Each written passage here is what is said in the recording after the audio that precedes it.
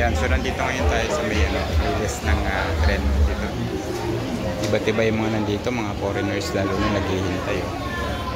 So bali walang entrance fee dito, pero kailangan mong bumili ng drinks para makakuha ka ng table and seats habang naghihintay doon sa pagdaan ng tren. Siguro mga nasa worth 70-80 pesos yung minimum na price ng drinks.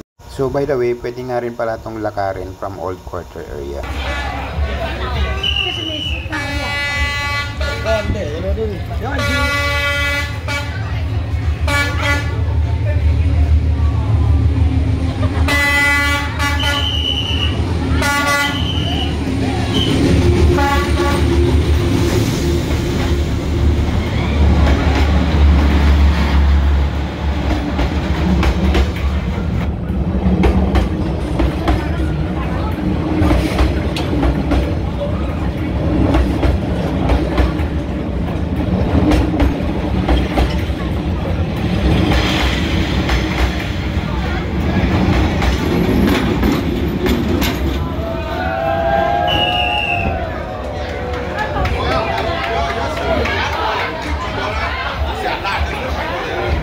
Gano'ng kahirap tumawid dito sa Vietnam para ka lagi nakikipagpatintero. Basta hindi kasi walang pakialam yung mga nagmumotor kaya sasakyan sa tao, so ikaw talaga mag-a-adjust.